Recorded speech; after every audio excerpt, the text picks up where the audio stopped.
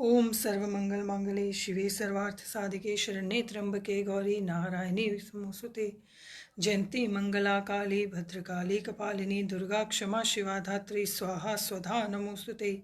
यस्मिन् सर्वं यतो सर्वं यः सर्वं सर्वतश्चयत् यश्च सर्वमयो नित्यं तस्मै सर्वात्मने नमः। ओम गुरुर्ब्रह्मा गुरुर्विष्णु गुरुर्देवो महेश्वर गुरुर्साक्षात् परब्रह्म तस्मै श्री गुरुवे नमः। ओम। भगवान के चरणारविंद में उपस्थित होकर हम नित्य प्रति भक्ति और शक्ति का दान मांगना चाहते हैं। भगवान की बड़ी कृपा होती है जब सत्संग मिलता है। श्रीमद् भगवद गीता का हम यहाँ पर पारायण कर रहे हैं, जिसमें द्वितीय अध्याय दूसरा अध्याय है। भगवान श्री कृष्ण और अर्जुन का संवाद है। सांख्य योग है। योग में एक सांख्य योग है, एक हठ योग है। सांख्य योग को अधिकतर ज्ञान योग कहा जाता है, जिसमें भगवान ने यहाँ अर्जुन जो विषाद से ग्रस्त है उसे ज्ञान दिया। कैसा ज्ञान दिया? जिसे ब्रह्म विद्या कहा जाता है। सारे संसार की नॉलेज को ज्ञान कहा जाता है, पर वो ज्ञान जिसके द्वारा आप ब्रह्म को प्राप्त कर सके वो क्या कहलाता है? ब्रह्म ज्ञान। भगवान कह रहे हैं कि अशोचा नावशोचस्तम। श्री भगवान उवाच। भगवान ने कहा कि तुम जिन चीज़ों के बारे में सोचना नहीं चाहिए उनके बारे में सोच रहे हो। और यही मैंने आपको कल कहा था कि आप स्वाध्याय करो, सोचो। सुबह से लेकर जब आप आँख खोलते हो और रात के सोने तक हम कितनी चीज़ों के बारे में सोचते हैं जो क्या है? अशोच्या नाम, worthless, useless. We don't need to think about them.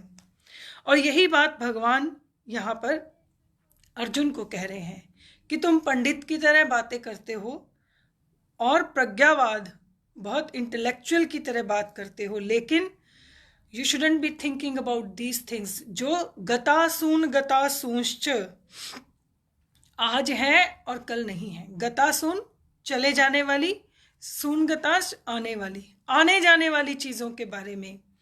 जो चीज़ क्या है? टेम्परेरी है। और इस संसार में क्या टेम्परेरी है? आप इसके बारे में बैठ के सोचो, स्वयं देखो कि हम उन सब चीज़ों के बारे में सोचते हैं जो सब चीज़ें टेम्परेरी हैं। और भगवान कहते हैं कि इसको छोड़ो जो तुम बातें कर रहे हो कुल और जाति के बारे में। न त्विवाहम जातु नासम। कोई ऐसा समय नहीं था जब मैं नहीं था, जब तुम नहीं थे, और जब ये जो लोग जिनके मरने की तुम चिंता कर रहे हो ये नहीं थे। और ना कोई ऐसा समय होगा जब मैं नहीं रहूंगा, जब तुम नहीं रहोगे या ये लोग नहीं रहेंगे। और अब और क्लैरिटी से भगवान अगले श्लोक में कह रहे हैं क्या?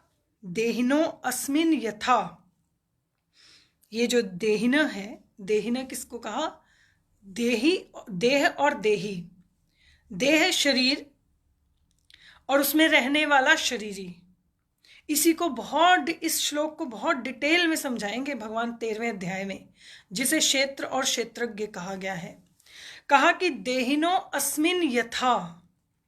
ये जो देहिन है, देह के अंदर रहने वाला, वो यथा अस्मिन किसमें है? किसमें रहता है? देहे। देह में ये देही रहता है।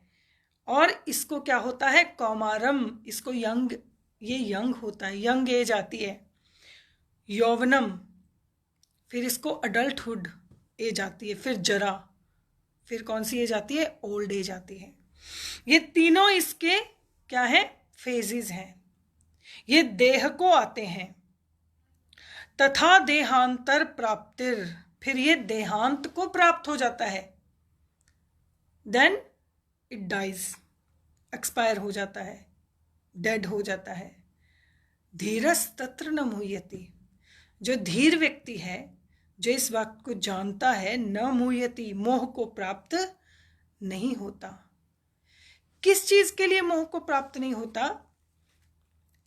कि आप किस चीज से प्रेम करते हैं ये आप देखिए। आप आत्मा उस शरीर के अंदर है, इसीलिए उस शरीर से प्रेम करते हैं। भगवान ये कह रहे हैं जिसको तू आचार्य कह रहा है, जिसको तू पिता, पितामह, पुत्र, पौत्र, ये सारे रिश्ते जो तेरे हैं, ये जितने रिश्ते तूने बनाए हैं, वो सब किसके नाते हैं? आत्मा के नाते। और ये आत्मा क्या है? इस देह में रहती है। मैं बहुत बार यही कहती हूँ कि भगवत गीता को अगर एक लाइन में समअप करना है, अंडरस्टैंड करना है, तो अपनी ये सबसे बड़ी कंफ्यूजन हमें हटानी होगी। इंसान को सबसे बड़ी कंफ्यूजन क्या है? मेरी आत्मा, वो हर बार कहेगा माई सोल, ये कंफ्यूजन है। रियलिटी क्या है? You are soul and it's your body. आपका तो शरीर है, आत्मा तो आप खुद हो, पर आप इस शरीर को देख सकते हो, इसलिए आप शरीर को क्या मानते हो? अपना स्वरूप मानते हो। और आत्मा को क्या मानते हो? Something separate. मेरी आत्मा कहते हो बार बार, मेरी आत्मा, जबकि आत्मा आपकी नहीं है, आप ही आत्मा हो, शरीर आपका है। ये जब अदर वे राउंड हम जो सोचते हैं, उसी को मोह कहते हैं। मोह का मतलब यही है, मोह वही चित्ते। वेद कहता है जब तुम्हारा चित्त जो है किसी चीज को ऑपोजिट तरीके से देखे, और जब आप उसको ऑपोजिट तरीके से देखते हो तो आपका सारा विजन उल्टा हो जाता है, सारा विजन उल्टा हो जाता है। इसलिए भगवान कहते हैं अपना विजन ठीक करो। अशोचानावशोचस्त्वम, जिनके बारे में नहीं सोचना चाहिए, जिसके बारे में तुम्हें सोचकर अपनी एनर्जी, अपना समय, अपना क्या कहते हैं जीवन नहीं बेकार में व्यर्थ करना चाहिए। इसीलिए अभ्यास किया जाता है कि तुम मन से क्या करो? परमात्मा को याद करो, जप करो, पाठ करो, कुछ भी करो, अपने मन को उसमें लगाए रखो। काम करो सारा शरीर से, लेकिन मन कहाँ लगाए रखो? उस परमात्मा में। और या फिर एक और तरीका है, आपका जहां मन लगा रहता है उसको परमात्मा के समर्पित कर दो। दोनों काम कर सकते हो। या तो ट्राई करो उसमें अपने आप को लगाने की, और फिर या जहां पर लगा हुआ है उसको समझो कि ये परमात्मा का है तो उसी का ही, सिर्फ आपने क्या करना है? एक्सेप्ट करना है। भगवान अर्जुन से यही तो कह रहे हैं कि तुम प्रज्ञावादांश हो, पर सही बात के लिए एक्सेप्टेंस नहीं है। हमारे जीवन में भी यही प्रॉब्लम है, हम रियल चीज को एक्सेप्ट नहीं करते। हम उसे जानते हैं, समझते हैं, देखते हैं, बोलते हैं, पर एक्सेप्टेंस नहीं आती लाइफ में। और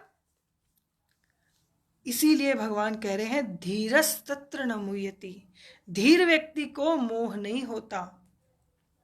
क्योंकि धीर का अर्थ क्या है? धीर का अर्थ है स्टेबल।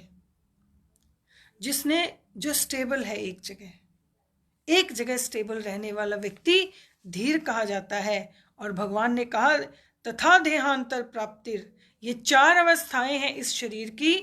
ये यंग एज में आता है कौमारम, फिर यौवन अवस्था में आता है अडल्ट प्रॉपर, फिर उसके बाद जरा ओल्ड एज में, बुढ़ापे में आता है, फिर देहांतर, फिर ये शरीर छूट जाता है अंत में प्राप्तिर। धीरस तत्र न मुह्यति, धीर व्यक्ति, स्टेबल व्यक्ति जो इन चीज़ों को रोज देखता है, समझता है, उसे मोह नहीं होता। वह इसके लिए अधिक सोचता नहीं। भगवान ने फिर आगे और क्लियर करने की कोशिश की है, मात्रा स्पर्शास्तु कौन्तेय, हे कौन्तेय, मात्रा स्पर्शास्तु, केवल स्पर्श से ही मात्रा तुम उसको जानते हो। शीत उष्ण सुख दुख आगमा अपायनो नित्या, ये अनित्य है। अनित्य कौन कौन अनित्य है? अनित्य का मतलब होता है टेम्परेरी, नित्य होता है फॉरएवर, परमानेंट। जो अनित्य है वो क्या क्या है?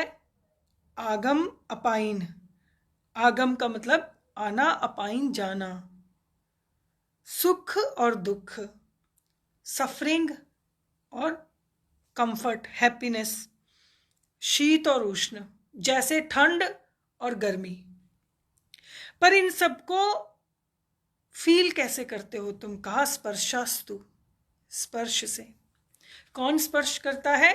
कहा इस देह में जो इंद्रियां हैं वो अपने स्पर्श से ठंडे को, गर्म को, सुख को, दुख को, सुख दुख कितना स्पर्श से हमें प्राप्त होता है। देखो, जब किसी ने कोई अच्छा शब्द बोला, आपके कान में गया, आपने उसको स्पर्श किया, आपके कान ने अच्छे शब्द का स्पर्श किया, आपकी कान क्या है? श्रवण इंद्रिय। उसके स्पर्श से आपको सुख प्राप्त हुआ। और अगर बुरा शब्द बोला तो उस शब्द तो शब्द है, शब्द तो अक्षर है, और अक्षर ब्रह्म है, शब्द ब्रह्म है, लेकिन आपने अपने अकॉर्डिंग श्रवण इंद्रिय के द्वारा आपकी बुद्धि ने उसको सुख और दुख बना लिया।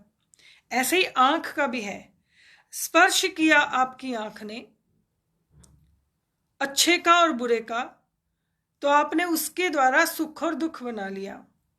बाहर बहुत ठंड है और आपकी बॉडी जो है, जब हल्का सा वार्मथ मिलता है, थोड़ा सा गर्म मिलता है, तो आप उसे कहते हैं सुख मिला मुझे। और बाहर अगर गर्मी है, आपका शरीर गर्मी को नहीं एब्जॉर्ब कर पा रहा, नहीं एक्सेप्ट कर पा रहा, तो आपको जहाँ थोड़ा सा ठंडक मिलेगी तो आप कहोगे बड़ा सुख है। तो सुख और दुख, आगम और अपाइन, शीत और उष्ण, ये केवल स्पर्श से किसके लिए है? कहा अनित्य के लिए। ये अनित्य है और अनित्य के लिए है। अनित्य कौन है? शरीर है। इसीलिए भगवान ने कहा, हे भारत, हे अर्जुन, तितिक्षव, सहन कर। तितिक्षा, तितिक्षा जब आप साधना करने बैठते हो, और वो भी ब्रह्म विद्या की साधना, नॉर्मल साधना भी आपने करनी हो, तो व्यक्ति कहते हैं तितिक्षव।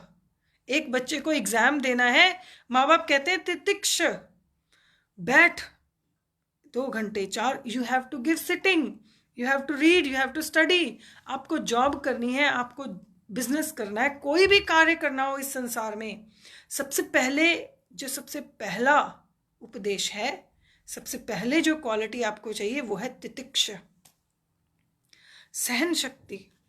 और भगवान कह रहे हैं कि ये सब इंद्रियों के स्पर्शों से आते हैं, ठंड, गर्मी, शीत, उष्ण, सुख, दुख। तो तू क्या कर? आगमा अपाइनो, आगमा अपाइनो का मतलब आना और जाना। किसका आना और जाना? कि शरीर का, शरीर की उत्पत्ति होना और शरीर का चले जाना, ये अनित्य कार्य है। इसको it's not worth to think too much about it. मैंने देखा है हमारी वेस्टर्न कंट्रीज में तो एक वेदर पे टॉक करना ही सबसे बड़ी बात है। हर वक्त और कुछ नहीं मिलता तो वेदर पे बोलते हैं। They are wasting their time, their energy, their life. बहुत सारी ऐसी बातें हैं जिनके बारे में सोचना, जिनके बारे में बात करना आपके जीवन को व्यर्थ कर देता है। इसीलिए भगवान उसे कह रहे हैं तितिक्षव, तुम तितिक्षः बन जाओ, सहन शक्ति रखो, सहन करने वाले बन जाओ। हे भारत, यम ही न व्यथयन्ते ते पुरुषम पुरुषर्षभ। पुरुषर्षभ मीन्स पुरुषों में भी श्रेष्ठ। उसको क्या है? उस धीर पुरुष को, उस पुरुषर्षभ को जो पुरुषों में भी श्रेष्ठ है, यम ही न, वह नहीं करते क्या? व्यथयन्ते, व्यथयन्ते, वो व्यथा नहीं करते। व्यथा, व्यथित होना एक नेचुरल स्वभाव है। आई know it's very contradictory for human being. भगवान ये नहीं कह रहे कि तुम व्यथा नहीं करो, पर व्यथित होने के लिए भी देश काल और परिस्थिति होती है। अर्जुन जिस समय व्यथा कर रहा है वो व्यथा करने का समय नहीं है, because where he is standing in the battlefield. वो युद्ध में खड़ा है और धर्म युद्ध में खड़ा है, जो युद्ध बहुत जरूरी है करना। कुछ चीजों को इसलिए मत करो कि तुम उसे करना चाहते हो और तुम्हें लगता है कि वो बड़ा इंपॉर्टेंट है। इसको कहते हैं emotional fool. Just don't be self centred and don't be emotional fool. You have to understand what is needed, क्या करना चाहिए और क्या करना है, किस समय, किस देश में, किस काल में, किस परिस्थिति में क्या करना आवश्यक है। बहुत सी ऐसी चीजें होती हैं जो आपको लगता है इट्स नॉट राइट, बट धर्म के अनुसार वो जरूरी है। जैसे भरत जी ने भी कहा रामायण में, मुझे पता है राज्य जिसको पिता देता है वही करता है। मुझे पता है अगर मैं राज्य नहीं करूंगा तो क्योस मच जाएगी, बट मेरा धर्म मुझे ये कहता है कि ये राज्य जो है वो अनाधिकार से छीना गया है, इसीलिए मैं इसका त्याग करता हूं। तो भगवान ने अर्जुन को ये कहा कि तुम समय को देखो और व्यथा मत करो। व्यथयन्ते ते, जो पुरुष पुरुषर्षभ, कौन सा पुरुष पुरुषर्षभ है, पुरुषों में श्रेष्ठ है, जो व्यथा नहीं करता। और सम दुख सुखम धीरम, जो धीर है और समान है उसके लिए सुख और दुख। सो अमृत तत्वाय कल्पते, वही अमृत तत्व का अधिकारी होता है। अमृत तत्व का अधिकारी वही है। सो सह अमृत तत्वाय कल्पते, उसको अमृत तत्व प्राप्त होता है जो इस बात को समझता है कि सम दुखम सुखम, ये एक बहुत ऊंची अवस्था है। और आई know it's difficult, it's not easy. दुख और सुख को सम करना बहुत मुश्किल है। इसीलिए भगवान बाद में कहेंगे भी कि अभ्यासेन तु कौन्तेय, पर अभ्यास तो करो, अभ्यास तो करो। Just don't complain all the time. तुम बार बार ये तो मत कहो कि ये गलत है, ये सही है, तुम ट्राई तो करो। तितिक्षव, सहन तो करो। माना कि गर्मी है, माना कि ठंड है, शीत है, उष्ण है, सुख है, दुख है, और ये कोर्स ऑफ नेचर है। इस कोर्स ऑफ नेचर को तुम्हारे बच्चों की तरह तुम विनिंग लाइक चाइल्ड, तुम बच्चों की तरह कहोगे नहीं नहीं नहीं, ऐसे नहीं होगा। It's not going to happen. Nature ने जिसको जिस तरह जैसे फिट करना है वैसे वो करेगी। सर्दी के समय सर्दी आएगी, गर्मी के समय गर्मी आएगी। और सुख जो तुम्हारी इंद्रियों को सुख देता है तो वो कभी कभी तुम्हें दुख भी देगा, और जो आया है वो जाएगा। ये परमानेंट लॉ है नेचर का। वो क्या है? चेंज। तो इसीलिए तुम्हें क्या रहना है? सम रहना है, बैलेंस रखना है। सम दुख सुखम धीरम, वही धीर पुरुष है। और जो उसके द्वारा क्या नहीं होता? व्यथित नहीं होता। व्यथित नहीं होना, क्योंकि व्यथा जो है, व्यथा आपको डिप्रेस कर देती है। व्यथा में एक तरह की जिसको कहते हैं ना इंफीरियोरिटी है। अर्जुन व्यथा करते करते इंफीरियर हो गया, बिल्कुल उसके हाथ से सब कुछ छूट गया। दुख होगा, सुख भी होगा, पर आपने बैलेंसिंग पॉइंट ढूंढना है। आपने कहीं पर, इसीलिए भगवान ने कहा सर्वधर्मान परित्यज्य माम एकम शरण। भगवान के साथ अपना सुख और दुख आप जोड़ लो। जाहे विधि राखे राम ताहे विधि रहिए। इसीलिए ये संतों ने, ऋषियों ने लिखा है, बताया है, प्रचार किया है कि आपका मन जो है वो एक जगह टिक जाता है। आखिर मूर्ति पूजा का भी, मूर्ति में भगवान है या नहीं है डजंट मैटर। मूर्ति पूजा किस लिए है कि आप as a human being you can lean on something, आपका मन कहीं पर टिक सके।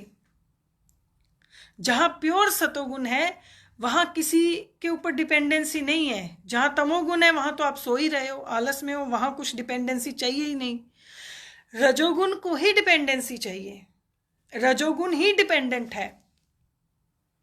इसलिए रजोगुण जो है वो किसी पर टिक जाता है। जब आप कहीं पर टिक गए, एक जगह स्थित हो गए, तब फिर आप क्या होते हो, सम दुख सुखम। अगर व्यथा है तो भी परमात्मा से ही कहनी है, उसी भगवान। मैं कहती हूँ कुछ भी तरह का इमोशन हो, दुनिया में किसी से शेयर, आप सभी से शेयर कर ही नहीं सकते।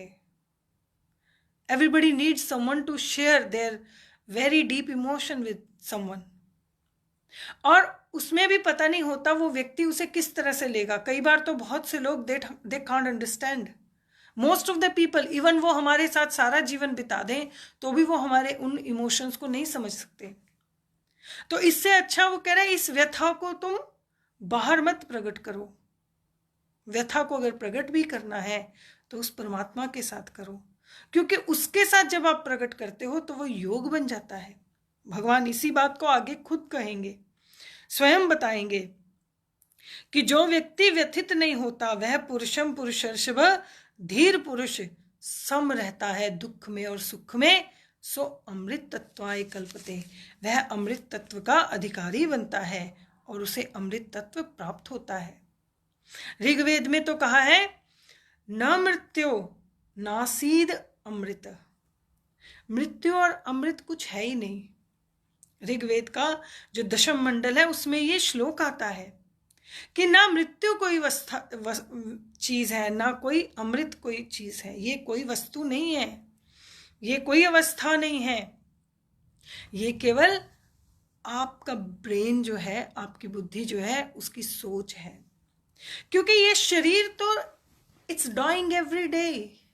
सिर्फ एक दिन ये पूरी तरह डिसअपियर हो जाता है, वो भी बॉडी डिसअपियर नहीं होती। जिसको आप रोज देखते हो वो डिसअपियर नहीं होता। केवल डिसअपियर कौन होता है, जो इसके अंदर रहने वाला था वो डिसअपियर हो जाता है। वो सिर्फ आपको दिखाई नहीं दे रहा पर वो है। और सारी माया और सारी कंफ्यूजन इसी में है कि वो था और अब नहीं है। पर वो क्योंकि हम उसे स्पर्श नहीं कर सकते, मात्रा स्पर्शास्तु, क्योंकि हमारी इंद्रियां वहां तक रीच नहीं कर सकती, पहुंच नहीं सकती, इसलिए हम सुख और दुख को मनाते हैं, व्यथित होते हैं। पर भगवान ने यहां साफ कहा है, क्या कहा, न त्विवाहम जातु नासम। ऐसा कभी नहीं था कि हम नहीं थे, ये नहीं थे और तुम नहीं थे। और फिर इसीलिए वो कह रहे हैं कि दुख और सुख में धीर होकर, समान होकर रहना चाहिए।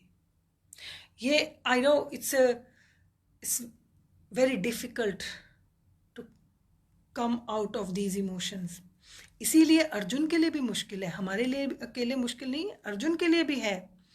इसीलिए अर्जुन 3rd चैप्टर शुरू होते ही भगवान ने तो जो कहना था वो कह दिया दूसरे अध्याय में, और 3rd चैप्टर में अर्जुन प्रश्न करेगा। जैसे हमारे बहुत सारे प्रश्न हैं इस श्लोक को पढ़कर, उसके भी बहुत सारे प्रश्न हैं कि कैसे व्यथित नहीं होगा व्यक्ति। अभी भगवान आगे उसको क्या कह रहे हैं, ना अस्तो विद्यते, असत्य तो विद्यमान ही नहीं है, असत्य का तो भाव ही कोई नहीं है। भू सत्तायाम, भाव शब्द जो है वो भू से बना है, और मैंने आपको बताया था भू शब्द क्या होता है, एग्जिस्ट करना। किसी नॉन एग्जिस्टेंस से एग्जिस्टेंस में आने को भू कहते हैं, और उसी से भाव बना है। तो भगवान ने कहा असत्य वस्तु का तो, असत्य चीज का, असत्यता का तो भाव ही नहीं है, वो तो एग्जिस्ट ही नहीं करती। न भावो विद्यते सत, और सत्य का कभी न भाव अभाव ही नहीं होता। मतलब असत्य नॉन एग्जिस्टिंग है और सत्य जो है वो ऑलवेज एग्जिस्ट करता है। उभयोरपि, दोनों को, उभयो माने दोनों, अपि ऑल्सो, इन दोनों को दृष्टो जो देखता है, अंत, इन दोनों के अंत को जो देखता है, मतलब जो उसको कंप्लीटली देख सकता है, अन्योस तत्वदर्शी भी, जो तत्वदर्शी भी हैं, जो तत्व को जानते हैं, तत्व को देखने वाले हैं, वो दोनों को देखते हैं, दोनों के अंत को देखते हैं। मतलब वो देखते हैं कि सत्य और असत्य का अंत क्या है, सत्य और असत्य का एग्जिस्टेंस कैसे है और कैसे नहीं है, नॉन एग्जिस्टेंस। बहुत सिंपल सी बात है, मुश्किल नहीं है। शब्द भगवान के मुश्किल हैं, क्योंकि गीत गाया ना भगवान ने, ना अस्तो विद्यते भावो, ना भावो विद्यते सतः। जो सत्य है उसका कभी अभाव नहीं होता, और जो असत्य है वो कभी एग्जिस्ट ही नहीं करता, क्योंकि असत्य एग्जिस्ट करता ही नहीं। इसका अर्थ बहुत सिंपल है। आप दर्शन शास्त्र की तरफ जाइए। न्याय दर्शन में कहा, मिट्टी आपके सामने है, जब मिट्टी घड़ा बन जाती है तो भी वो मिट्टी है। घड़े की मिट्टी के अलावा कोई एग्जिस्टेंस नहीं है, पर क्योंकि उसने एक शेप ले ली है तो हमारे लिए वो घड़ा है। लेकिन अगर उसकी शेप बिगड़ जाए तो वो मिट्टी रहेगी। मिट्टी वो पहले भी थी, बाद में भी थी और अब भी है। इसका मतलब घड़े की कोई एग्जिस्टेंस थी नहीं, सिर्फ फॉर द टाइम बीइंग उसको बना लिया गया था प्रयोग करने के लिए। तो वो घड़ा जो है वो अपने आप में एक असत्य एग्जिस्टेंस है, एक्चुअल मिट्टी ही है। सिर्फ हमने अपनी क्या कहते हैं ना, अपनी लाइफ को इजी करने के लिए उसको एक नाम दे दिया। तो इसी बात को कठोपनिषद में और श्रीमद् भागवत में राजा राहुगण ने कहा कि ऐसा कैसे हो सकता है, जो चीज दिखाई दे रही है हम तो उसी को मानेंगे। तो भगवान ने कहा, तुम देह को देख रहे हो, ठीक है, पर तुम क्या ये बात फर्मली डिटर्मिन्ड होके कह सकते हो कि ये देह मर नहीं रहा? तुम नहीं कह सकते, बिकॉज इट्स ऑलवेज डाइंग। इसकी स्किन रोज उतरती है, इसके सेल्स रोज बदलते हैं, हमारे brain cells, blood cells, skin cells, all the cells रोज बदलते हैं। और ये बॉडी है क्या? इन सेल्स का एक पुंज है। तो आप कैसे कह सकते हैं कि ये देह सिर्फ उस दिन ही मरी थी? नहीं कह सकते। सिर्फ उस दिन तो इसमें जो शरीरी था, देहिना था, वो चला गया। इस शरीर का तो कार्य ही है ऑलवेज चेंजिंग। तो असत्य का भाव ही नहीं है, असत्य एग्जिस्ट नहीं करता, लेकिन सत्य का अभाव नहीं है। वो कल भी एग्जिस्ट करता था, आज भी करता है और ऑलवेज करेगा। तो ये आत्मा मां के गर्भ में आने से पहले भी था, और जब इसने ये शरीर छोड़ दिया तब भी था, तब भी रहेगा, और जब तक ये इस शरीर में है तब भी रहेगा। इसलिए जो तत्व से देखता है इसे, वो इसके आदि और अंत दोनों को देखता है। तत्वदर्शी जो है वो दोनों को देखता है अंत तक। अविनाशी तो तद्विद्धि येन सर्वम इदम ततम, विनाशम अव्यया अस्य न कश्चित् कर्तुम अर्हति। अब भगवान इसमें तो कह रहे हैं कि अविनाशी कौन है? अविनाशी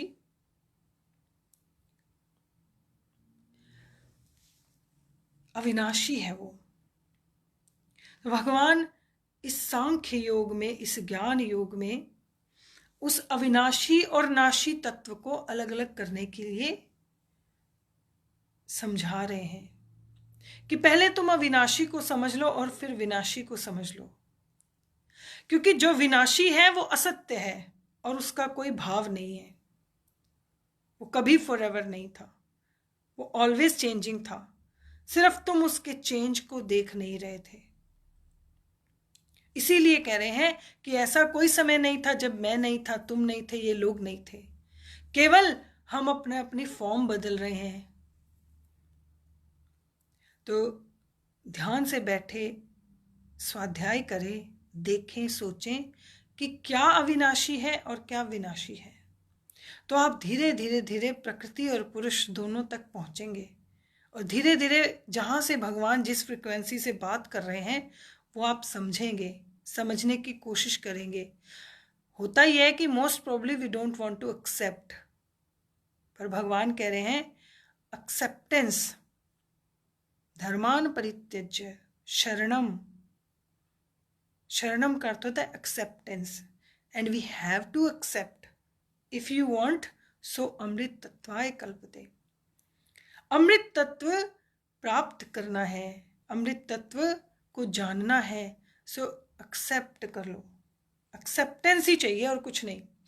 जो व्यक्ति जैसा है उसको वैसे एक्सेप्ट कर लो, आपके दिमाग का क्लेश खत्म, आपके जीवन में से सफरिंग खत्म।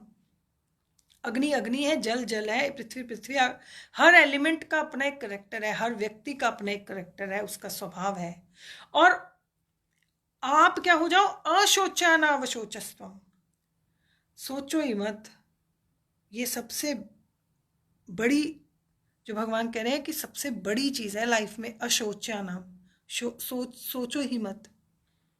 सोचोगे नहीं तो आपका जीवन सुखी हो जाएगा, मतलब शांत हो जाएगा।